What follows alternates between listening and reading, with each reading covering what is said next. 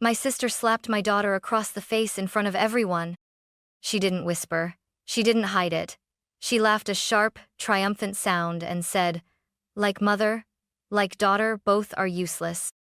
My father smirked. My mother chuckled. And my 6-year-old daughter, Emma, stood frozen, holding the crayon she had just been using to draw. They thought it was discipline. They thought I'd shrink like I always did. But this time, they forgot something. The microphone was on. The one my brother-in-law had set up to film the Carter family legacy weekend. And what I did next didn't just change their smiles into silence, it turned my sister's polished, perfect life into a living hell. Because when you hurt my child, you don't just hurt a little girl. You wake the mother who remembers everything you've ever done. And this time, I remembered everything. Vanessa was always the golden child. From the moment we were little, she was the daughter who never raised her voice, who got perfect grades, who twirled on cue for company. I, on the other hand, was spirited, which was my parents' polite word for a problem. I asked too many questions. I laughed too loudly. I didn't fit their mold, and I paid for it in silence, punishment, and endless comparisons. While I was scolded for being distracting, Vanessa was praised for being graceful. While I struggled to be noticed, she soaked in every spotlight like it belonged to her by birthright. She went to Stanford on a scholarship. I took community college night classes while working double shifts. She landed a 6-figure job in nonprofit PR, married a neurosurgeon, bought a townhouse in the suburbs. I got pregnant young, worked admin jobs, and raised Emma by myself after her father walked out before her 2nd birthday. But I was happy, and more than that, I was proud. Emma, my daughter, was everything I never had the courage to be at her age: confident, funny, unfiltered. She sang wherever she went, in grocery store aisles, in the car, while brushing her teeth. Her voice filled every corner of our modest apartment with joy. And yet, deep down, I worried. Because I remembered how my voice had been flattened. I remembered how Vanessa would roll her eyes whenever I spoke up. How my mother would sigh and say, "Can't you be more like your sister?" How my father would grip my shoulder just a little too tight and whisper, "You're embarrassing yourself." I promised myself I'd never let anyone do to Emma what had been done to me. But then the invitation came, an email from Vanessa titled, "Carter Family Legacy Weekend." It was a weekend retreat she had organized at their lakefront vacation home, complete with catered meals, a professional videographer, and, as she put it, space to celebrate how far our family has come. A schedule was attached: brunches, vision board sessions, a group hike, a generational storytelling dinner. I nearly deleted it on the spot. But then Emma peeked over my shoulder, saw the photo of the lake house, and gasped, "Mom, is that a castle? Can we go?" I hesitated. Every instinct screamed no, but my daughter's eyes sparkled. She'd never been to a real lake house. Never had a weekend with cousins, uncles, and grandparents all in one place. And so, I lied to myself like we do when we want to protect our children from the truth. It's just one weekend, I thought. They've changed. It'll be different now. Spoiler alert. It wasn't. It was the same toxic hierarchy, only this time, it wasn't just me they came for. It was my daughter. The week leading up to the trip, I told myself to stay neutral, polite, civil, invisible. I packed Emma's favorite dresses, her crayons, her headphones, and her stuffed bunny, Maple. I made mental notes. Don't engage, don't react, don't let them pull you back into their game. Lena, my best friend since college, saw through it immediately. "You really think Vanessa's throwing this legacy weekend for the family?" she asked, eyebrows raised as she sipped coffee across from me. "This is a PR stunt, Rachel. She's branding her family like it's a nonprofit gala." "She's trying," I said, trying to convince myself. "Maybe she wants to reconnect." Lena snorted. "Vanessa doesn't reconnect. She reclaims. Big difference." I wanted to laugh, but she was right. My sister didn't do sincerity. She did optics. but Emma had been bouncing around the apartment singing made-up songs about the lake house and her cousins. She'd even drawn a picture of all of us by the water, stick figures holding hands, smiling. So, I packed guilt alongside sunscreen and juice boxes. The drive to the lake house was nearly 4 hours. Emma sang most of the way. I forced smiles, but my grip on the steering wheel tightened every mile closer to that house. When we pulled up, it was exactly what I expected. Massive, white-painted, magazine perfect. A rental, probably, but still staged like royalty lived there. 2 Teslas and a Range Rover sat in the circular driveway.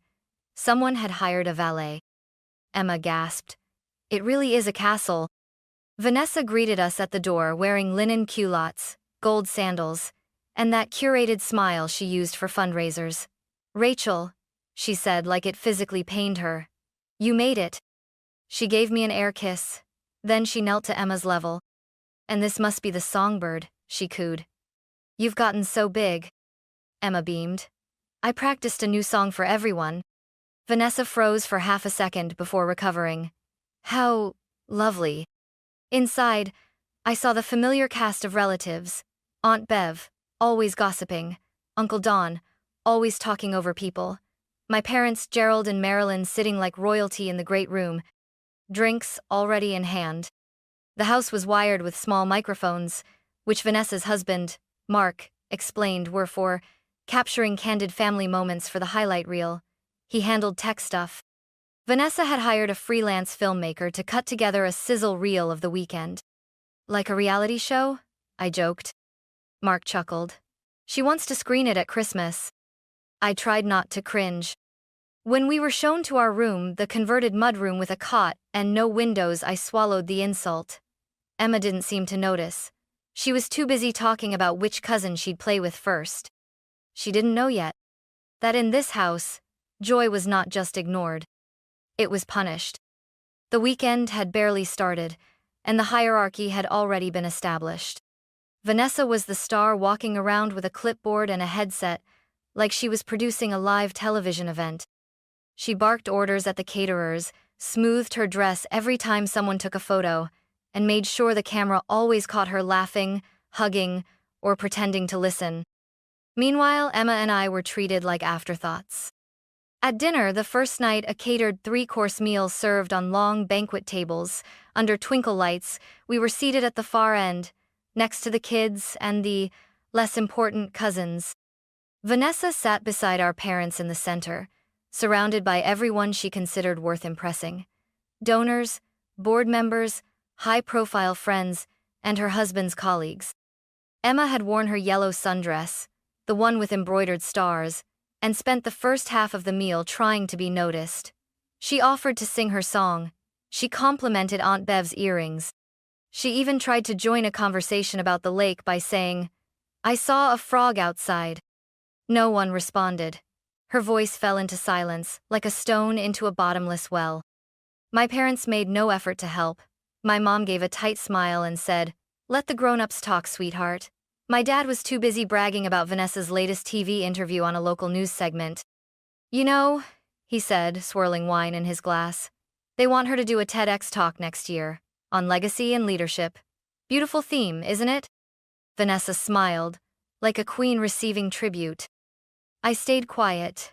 I had learned not to challenge their narrative, not unless I wanted to be called jealous, bitter, ungrateful, or worse.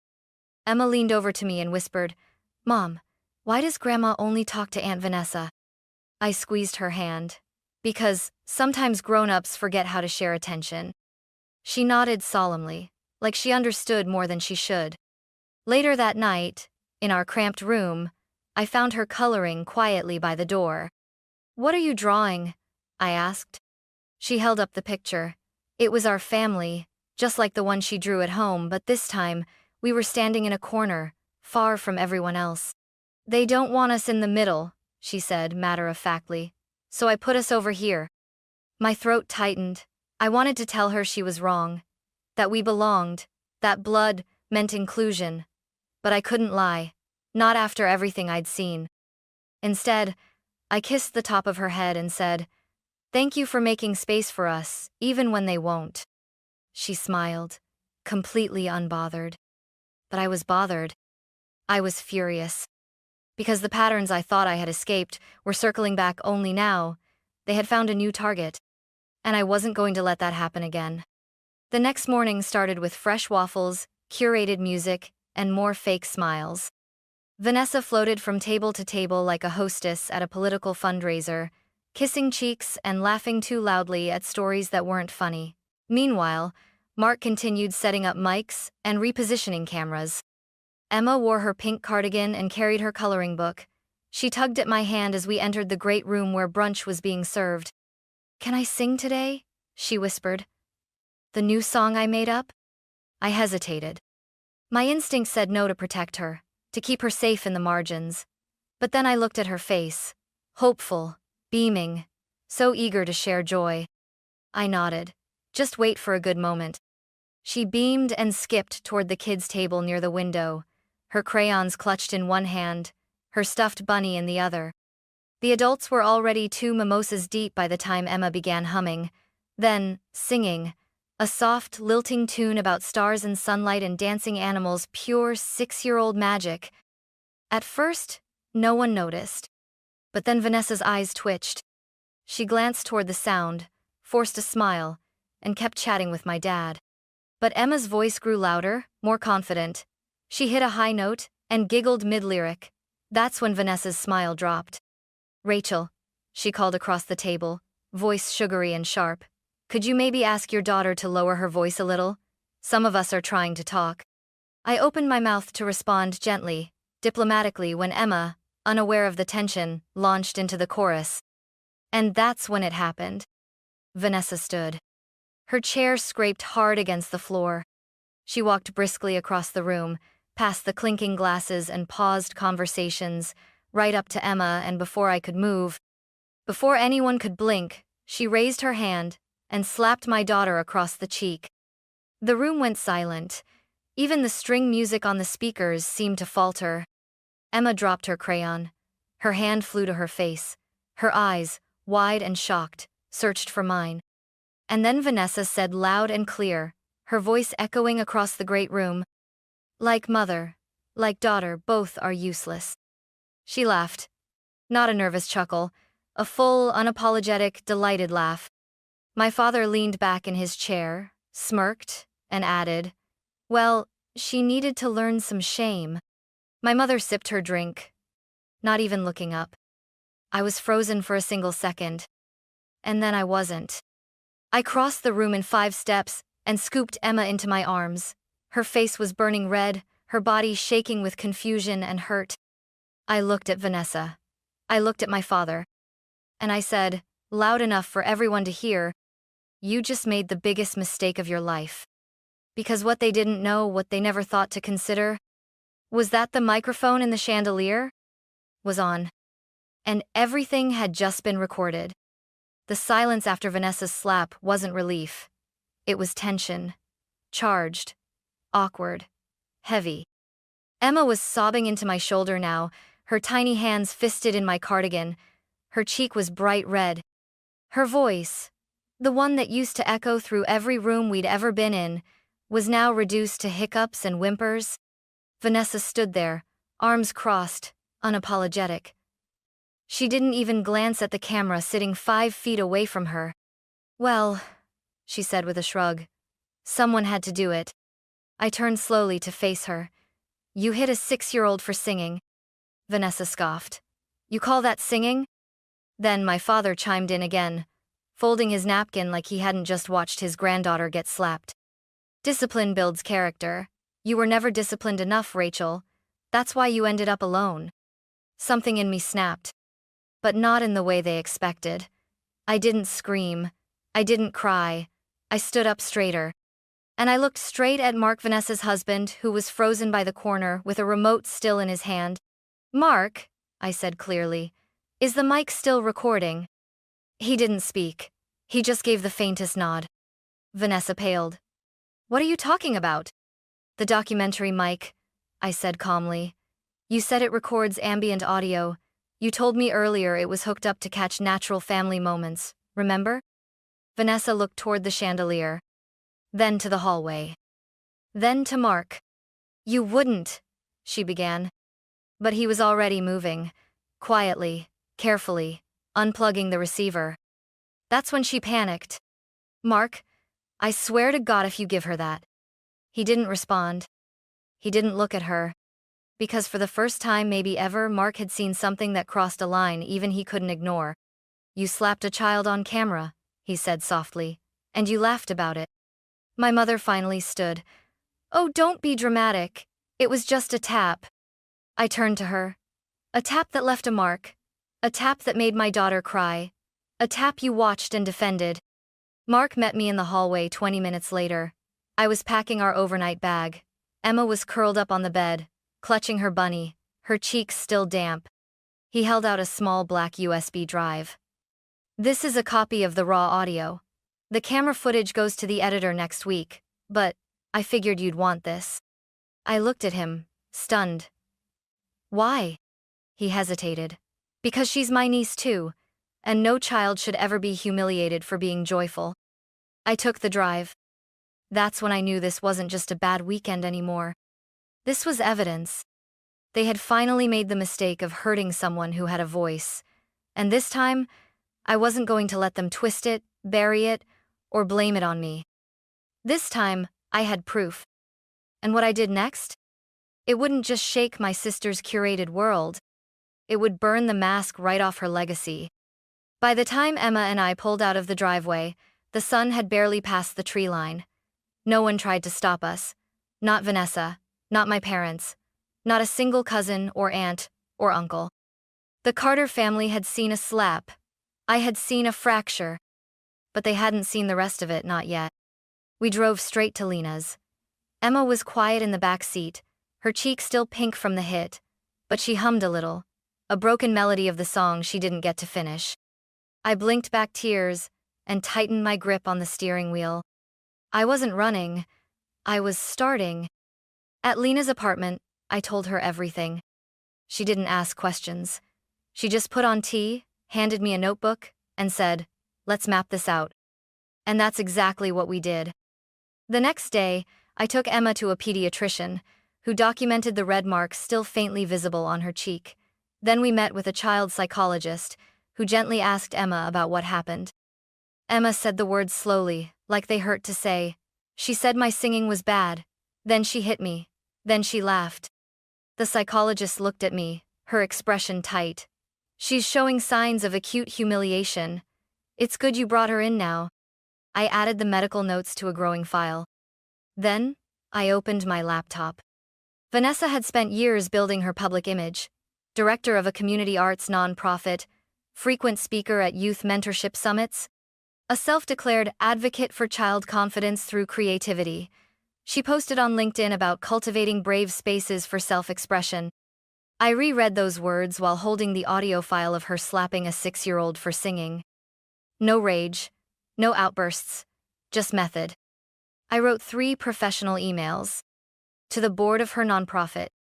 To the Regional Arts in Schools Initiative, where she was a liaison. To the organizers of the Mid-Atlantic Youth Mentorship Conference, where she was scheduled to be keynote speaker next month. Each email was calm, factual. Attaching a trimmed high-quality audio clip from the brunch, the slap, her insult, her laugh, and my father's comment about shame. No commentary. Just their words. I didn't ask them to fire her. I didn't ask for statements.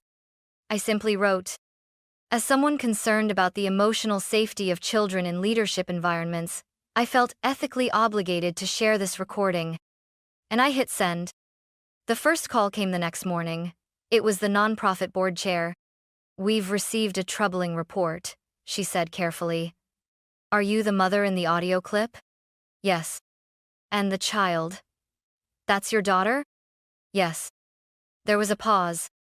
We've placed Vanessa on administrative leave while we review this. We'll be issuing a public response shortly. 2 hours later, the mentorship conference emailed. They were reconsidering her suitability for keynote programming. By day's end, her profile on the school initiative's site had been taken down. Vanessa, of course, found out fast. The texts started rolling in, first from her, then from my mother. Vanessa. What did you do?